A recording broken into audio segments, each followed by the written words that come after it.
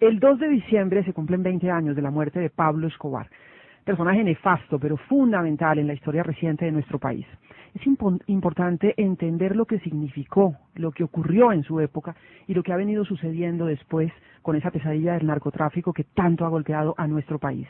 La figura de Escobar y la cultura de la mafia que vino con él transformaron nuestra sociedad, nos sumergieron en una carrera por el dinero fácil, en una carrera del todo vale de la cual no hemos logrado salir. En el año 1988, cuando él permanecía en la clandestinidad, cuando se vivía la época de la llamada guerra de carteles, tuve la oportunidad de entrevistar a Escobar cuando trabajaba como reportera para la cadena Todelar. Hemos decidido publicar hoy esta entrevista, que esperó 25 años para ser conocida, porque consideramos que puede tener hoy un valor histórico y que al escucharlo pues nos puede hacer pensar en lo difícil que resulta a veces evolucionar. Hace 25 años hablamos con Escobar de los dineros del narcotráfico infiltrados en la sociedad, de la narcoguerrilla, hablamos de diálogos de paz, de la violencia que genera el narcotráfico, de las masacres, del debate de la legalización. Muchos de estos asuntos, 25 años después, siguen ahí sobre la mesa, pendientes de solución o de debate. Mucha sangre ha corrido en este tiempo, el propio Escobar fue abatido 5 años después y la pesadilla no termina. Tenemos aquí esa entrevista que decimos esperó 25 años para ser conocida. Aquí está. Bueno, la primera pregunta parece que es obvia, y es porque después de muchos meses de haber guardado tanto silencio, pues por fin ahora decidí hablar en primer lugar. Entonces es una pregunta como en dos sentidos. ¿Por qué tanto silencio durante tanto tiempo cuando todo el mundo ha hablado de usted, cuando todo el mundo muchas veces pone cosas en boca suya y se habla de todo lo que hace y usted no dice nada, como muy callado, y ahora va a hablar? Bueno, ¿por qué? Bueno, yo siempre había decidido guardar silencio porque yo considero que si me pongo a dar explicaciones de todo lo que se me acusa y de todo lo que se dice de mí, sinceramente no tendría tiempo para dar todas esas explicaciones. Bueno, empecemos hablando por uno de los temas más recientes en los cuales se ha visto involucrado, y es en concreto el problema de las masacres. Es tal vez una de las últimas indicaciones en las cuales aparece su nombre. ¿Qué tiene usted para decir sobre esto? Eso es lo único que me hace enfrentarme de nuevo a los micrófonos para manifestarle al pueblo de Colombia que me conoce y que me apoya, que soy ajeno a todas esas acusaciones que son tejidas por ciertos intereses que se han formado contra mi persona, pero todas las personas en el departamento de Antioquia saben que yo no tengo intereses de ninguna naturaleza en las regiones donde se han sucedido esas masacres. O sea, no tengo intereses en Urabá, no tengo intereses económicos en Córdoba y tampoco tengo intereses económicos en Puerto Boyacá. Soy ajeno a esa situación. Soy inocente de esas acusaciones y repudio todo lo que se trate de masacres y asesinatos colectivos. ¿Pero de dónde considera entonces usted que vienen ese tipo de sindicaciones? Es decir, ¿tiene que haber algún origen, tiene que haber alguna razón para que termine su nombre involucrado en esto? Sí, como le digo, hay personas interesadas en hacerme daño y hay personas interesadas en enfrentarme con la izquierda. Hay personas que cuando les conviene decir que yo estoy vinculado con la izquierda no tienen ningún límite en sus palabras para expresarlo así.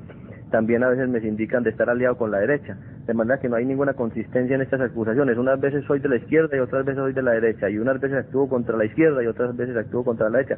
O sea que eso no tiene ningún sentido, no tiene ningún valor jurídico. ¿Y cuál es la realidad? Es decir, usted me toca un tema que yo venía pensando para más adelante. Se ha hablado de relaciones, incluso se acuñó un término ya que es de vieja data en el país, la narcoguerrilla. Pero por otro lado se dice también que hay apoyo a grupos paramilitares, etcétera, sectores de derecha.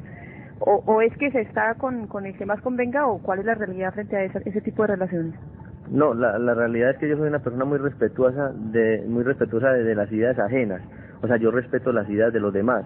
Si yo veo que la gente de la izquierda tiene ideas que le convienen al país, yo no tengo ningún problema en apoyarlas y respaldarlas. Y si veo que la gente de la derecha también tiene ideas que le convienen al país, no tengo ningún problema en apoyarlas y respaldarlas. Pero de todas maneras yo no tengo por qué matricularme en ninguna corriente. Yo simplemente soy una persona que respeta las ideas de las demás personas. Esta es la entrevista inédita que nuestra directora Yolanda Ruiz le hizo a Pablo Escobar un día de agosto de 1988 y la oímos aquí en RCN, nuestra radio. En el siguiente segmento se le pregunta por los diálogos con la guerrilla y la extradición, temas que eran muy de ese momento. Bueno, ya que tocamos un poco el tema de la guerrilla y de todo esto, hay un tema muy de moda en el país y es todo lo que tiene que ver con el diálogo. se ha propuesto diálogo con la guerrilla, de hecho se han realizado ya algunos avances y dentro de todas estas reuniones alguien propuso que ustedes también debían entrar en ese diálogo, porque son parte del conflicto social y político y de orden público que se vive en el país. ¿Cuál es la posición que tienen en este momento o que tiene usted personalmente, como sea, frente al diálogo, frente a la negociación? La última vez, no sé si estoy equivocada, pero la última vez que se habló de diálogo fue la reunión de Panamá, con el expresidente López y con el procurador. De allí a esa época, hasta ahora, ¿qué ha pasado? Sí, nosotros siempre hemos estado dispuestos a dialogar. Históricamente lo hemos demostrado desde el año de 1984, cuando se le propuso al gobierno nacional un diálogo que habría evitado sinceramente mucho derramamiento de sangre en el país. Es decir, todos estos conflictos de la extradición se habrían podido evitar si hubiera habido un diálogo que se propuso desde hace 4 años. Nosotros siempre hemos estado dispuestos a dialogar y yo considero personalmente que la falta de diálogo es la causa principal de la violencia en el país. Bueno, ¿y diálogo en qué condiciones? ¿Qué es la divergencia? Parece que todo el mundo está de acuerdo en que hay que dialogar, en que hay que negociar. ¿Pero en qué condiciones? Es decir, un diálogo implica que cada quien cede una parte de lo que tiene. Sí, por eso se llama diálogo, precisamente. El diálogo no puede tener condiciones, el diálogo debe ser amplio e ilimitado. ¿Qué están proponiendo ustedes? Esa vez que hablaban en Panamá habían ofrecido de pronto ofrecer algún dinero, en fin, la repatriación de capitales, etcétera, etcétera. ¿Tienen alguna propuesta en concreto que hacer ahora? No, nosotros nunca hemos ofrecido dinero. El problema nuestro es un problema de dignidad. A nuestras familias las han atropellado, ha habido represión, allanamientos, saqueos a nuestros hogares. El problema nuestro no es un problema de dinero, es un problema de dignidad. Pero la actividad que ustedes hacen es ilícita, de todas maneras. Bueno, yo personalmente no sé por qué dice usted actividades ilícitas. Pues a veces a mí se me acusa de narcotráfico, pues es una actividad que por el momento, históricamente, digámoslo así, se ha declarado ilegal. Es ilegal por el momento, pero a la larga y al futuro se va a demostrar que tiende hacia la legalización. ¿Están de acuerdo ustedes con eso? Que es otro tema de discusión ahora, por ejemplo, en los Estados Unidos y aquí mismo en el país. Ya hay algunos sectores que plantean que dentro de esa negociación, ese diálogo, se contemple la posibilidad de legalizar el consumo y el tráfico de narcóticos sin ningún problema. Sí, yo pienso que el problema de la legalización o el problema de la represión en la lucha contra el narcotráfico no es tan importante. Yo considero que es mucho más importante el problema de la educación y de la disciplina. Este es un problema más de educación y de disciplina que de legalización o de represión, porque yo digo disciplina porque pues todo lo que se hace en exceso es perjudicial para la salud, inclusive el mismo ejercicio físico puede ser dañino para la salud cuando se hace en exceso. De todo esto que usted me habla, cuando me dice respecto a la educación y todo esto, me da la impresión, no sé si es así, que hay una preocupación por el consumo de las drogas, porque la gente la consuma o algo así, ¿es cierto? Sí, claro que existe una preocupación por el consumo de las drogas, pero cuando el consumo se hace en exceso y se hace sin ningún tipo de educación, o sea, las drogas necesitan una clasificación, porque no producen los mismos efectos, en una persona el whisky que la cerveza o el vino. Lo mismo sucede con las drogas, el problema es de educación y de clasificación de las drogas. Eso implicaría reconocerlas. O sea, reconocerlas como una realidad que están ahí y entonces educar a la gente en ese sentido. Sí, es que es una realidad que están ahí, hay que reconocer que están ahí. Bueno, el consumo de drogas y de ese problema se podría hablar muchísimo, pero hay otro tema también importante que creo que es conveniente tocar, y es el que tiene que ver con el tratado de extradición. Ya desde hace varios meses está un poquito congelada esta discusión que en otro tiempo fue primera plana de todos los periódicos. Pero ¿cuál es la posición suya ahora de ustedes en torno al tratado de extradición en este momento? Sí, mi posición en torno al tratado de extradición es la misma que tiene la gran mayoría del pueblo colombiano, es decir, estar en contra del tratado de extradición. Eso se ha demostrado en las encuestas amañadas de televisión, el pueblo está contra la extradición y mucho más después de haber visto la forma como se trata a nuestros compatriotas colombianos detenidos en las cárceles de los Estados Unidos, la forma como se violan sus derechos constitucionales, sus derechos humanos y sus derechos procesales. Muchas personas aseguran que ustedes están en contra del tratado de extradición porque en Estados Unidos sí se condena la ley y la justicia es más estricta que aquí, en donde nuestra justicia, y para nadie es un secreto, realmente cojea mucho y a veces no llega. Sí, claro, la justicia de los Estados Unidos es muchísimo más estricta, pero cuando se trata de sindicados y de procesados colombianos, porque la historia nos ha demostrado que cuando se trata de sindicados norteamericanos, el trato no ha sido siempre el mismo. Seguimos oyendo en RCN la radio la entrevista inédita de Yolanda Ruiz 25 años después a Pablo Escobar, y el siguiente segmento Yolanda lo usa para preguntarle a Escobar por la infiltración de dineros del narcotráfico que en la época se conocían como los dineros calientes, que estaban entrando impunemente a todos los sectores de la sociedad. Bueno, y sigamos con otro tema que también fue noticia importante en el país en su época y que revivió en días pasados porque alguien hacía denuncias, y es el que tiene que ver con los dineros calientes, con la infiltración de este tipo de dineros en todas las actividades económicas y políticas del país. Hay muchos que dicen que aquí nadie puede tirar la primera piedra porque cada cual más o menos tiene algo que ver. ¿Qué hay de realidad sobre esto, sobre vinculaciones con sectores políticos y económicos del país? Sí, eso está claro. Los dineros calientes están incluidos en todos los sectores económicos del país. Es que cuando el mismo Estado y el mismo gobierno recibe los impuestos que pagan los comerciantes de drogas prohibidas, entonces se está aceptando lo que la prensa y a veces la gente llamaría los famosos dineros calientes. Pero ¿cómo así? ¿Cuándo recibe el Estado ese dinero? ¿De dónde, pues? Pues el Estado recibe ese dinero cuando recibe impuestos de las personas que están sindicadas de comerciar con drogas ilegales. Pero precisamente esa ha sido una discusión de mucho tiempo atrás, que son dineros ilegales y que no se paga impuestos, y parte de todo el debate que hay es precisamente eso, que se legalice todo ese dinero para que haya más impuestos para el país, pero se supone que eso no es oficial. Bueno, lo que yo veo es que todas estas personas que son sindicadas públicamente de pertenecer al narcotráfico son realmente las únicas personas que están invirtiendo en el país, es decir, las únicas personas que están dando trabajo al pueblo de Colombia, mientras los demás sectores de la economía están sacando su dinero a cuentas en el extranjero. Estas otras personas están invirtiendo, están generando trabajo para el pueblo de Colombia. Y entonces es cierto que hay relaciones, que hay ciertos sectores de la economía en donde hay inversión de este tipo de dinero. Eso yo creo que es demasiado lógico. Bueno, hay otro tema que es también de moda, del cual hablan mucho los colombianos últimamente, y es el de una supuesta o una real guerra, un enfrentamiento con el llamado Cartel de Cali. Bueno, ese es un tema sobre el cual se ha especulado demasiado, y yo sinceramente no deseo tocar ese tema. Lo único que puedo decirle es que siento una gran admiración y un profundo respeto por el pueblo del Valle. Las autoridades de Medellín han dicho sobre esto incluso que la violencia en la capital antioqueña ha aumentado por este enfrentamiento, o supuesto enfrentamiento. Sí, como le digo, es que se ha especulado demasiado sobre el tema. Bueno, hablemos ahora de otras cosas que tienen que ver un poco ya con su vida personal, aunque no es personal porque casi todas han trascendido ya a conocimiento público. Por ejemplo, una de ellas en cuanto a los dineros que tiene usted o se dice que tienen. Hace poco apareció en una revista norteamericana en la lista de los hombres más ricos del mundo. ¿Es cierto esto? Es decir, ¿hay tanto dinero como afirma esta revista? Bueno, se sabe que una persona no vale por lo que tiene, sino por lo que es. Lo que sucede es que mis enemigos dicen que yo tengo mucho dinero porque ellos quieren demeritar la obra que yo he hecho por el pueblo. Ellos quieren demeritar todas mis obras, pero lo que ellos no dicen es que yo he salpicado de barro mis zapatos en los barrios populares, porque yo he construido con mis propias manos y he ayudado a construir escuelas, centros de salud y canchas deportivas. Para hacer eso se necesita tener dinero, de todas maneras, no solamente buenas intenciones. Para hacer eso yo creo que se necesita tener un poco de buena voluntad, un poco de civismo y un poco de liderazgo.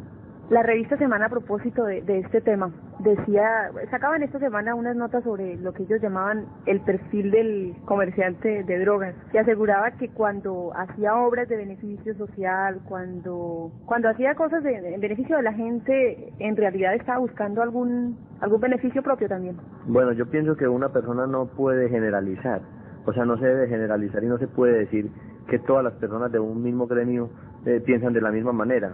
En los gremios existen personas distintas y cada persona piensa de una manera diferente a las demás. Bueno, volviendo al tema de la revista, se puede tener mucho o poco dinero o lo que sea, pero de todas maneras eso no hace la tranquilidad ni la vida calmada de la gente. Se lleva mucho tiempo viviendo clandestino prácticamente, sin posibilidades de estar tranquilo en la vida pública. ¿Cómo es vivir en esas condiciones? ¿Usted añora volver, por ejemplo, al Parlamento, al Congreso, poder hacer otras cosas que ahora no hace, que hace mucho tiempo no hace? Mire, yo tengo 38 años de edad, 28 años fui pobre y me transporté en buses. De esos últimos 10 años que restan, 5 años he estado en la clandestinidad y los otros 5 años los dediqué todos los fines de semana al servicio del pueblo. Yo he sido un hombre que me considero feliz, siempre he estado contento, siempre he estado optimista, siempre he tenido fe en la vida, porque yo pienso que los momentos difíciles siempre aportan la experiencia, y es lo más grande que pueda tener una persona en la vida, su experiencia. Son las 7 de la mañana, 24 minutos. Esta es la entrevista con Pablo Escobar Gaviria. Se hizo en agosto de 1988. Es una entrevista que esperó 25 años para ser publicada. Se hizo para la emisora Todelar. En su momento no se publicó. Unos años después, en 1991, cuando Escobar se entrega y empieza el episodio de la catedral, se publicaron unos apartes, unos 2 o 3 minutos de esta entrevista aquí en RCN, la radio, en donde en ese momento estaba yo trabajando. Pero la entrevista completa es la primera vez que se conoce. Y sí quisiera preguntar a mis compañeros de mesa, porque cuando la escuché después de tantos años me llamó la atención cómo muchos de los temas que se tocan en la entrevista siguen siendo temas de momento en Colombia. Y quisiera preguntar a todos qué impresión tuvieron. Inicialmente, Alonso Salazar, que sabemos es un hombre estudioso del fenómeno de Pablo Escobar, como quiera, que escribió un libro, La parábola de Pablo, y tuvo que investigar y trabajar mucho el fenómeno, y además enfrentar el fenómeno del narcotráfico también desde la alcaldía de Medellín. Alonso, buenos días. Primera impresión. Hola Yolanda, muy buenos días. Pues primero, yo creo que esta es una felicitación que se merece usted hace mucho tiempo, porque hasta donde yo sé es la única entrevista que Pablo Escobar decidió dar a algún periodista en todos los tiempos. Desde luego hay otras entrevistas, pero era que él tenía incluso su propio canal, su propia programadora en la ciudad de Medellín, y entonces tenía unos periodistas que le hacían entrevistas por encargo. Él se ofrecía. Él se ofrecía y las coordinaba y buscaba la manera. Así que este es un documento muy importante. Lo segundo que me llama la atención es que definitivamente Pablo Escobar es un retórico, tremendo retórico, y tuvo capacidad de embaucar a este país, a muchas personas, a gente que a veces desde la marginalidad pues busca este tipo de héroes tan siniestros.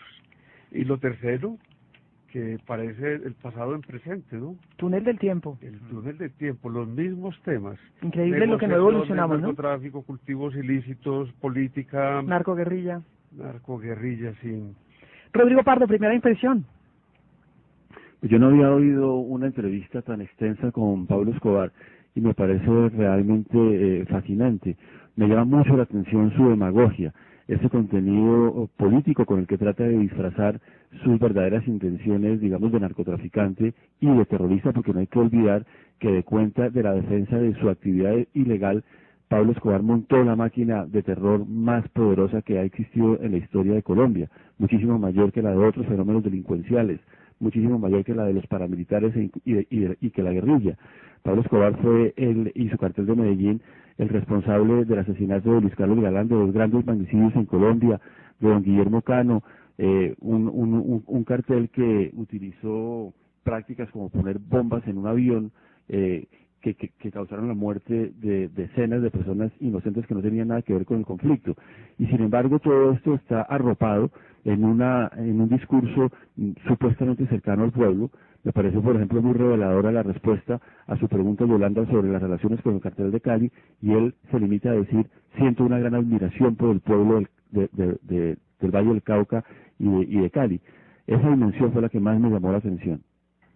En segundos, después de actualizarnos con las noticias más importantes, retomamos puntos fundamentales de los debates que han quedado planteados al escuchar a Pablo Escobar. Él habla de la legalización, él dice: por ahora esto es algo que se considera ilícito, pero ya vendrá la legalización. Habla de la posibilidad de que haya diálogos con los narcotraficantes. Habla también de la infiltración de los dineros del narcotráfico en toda la sociedad. Habla de las relaciones con la guerrilla y con los paramilitares. Habla de los diálogos que se plantearon en algún momento en Panamá, en donde se dice hubo ofrecimientos de dinero, cosa que él niega. Todo esto aquí en segundos. El próximo lunes se cumplen 20 años de la muerte de Pablo Escobar. Hay que conocer la historia, sobre todo para los más jóvenes. Estos documentos tienen un valor importante.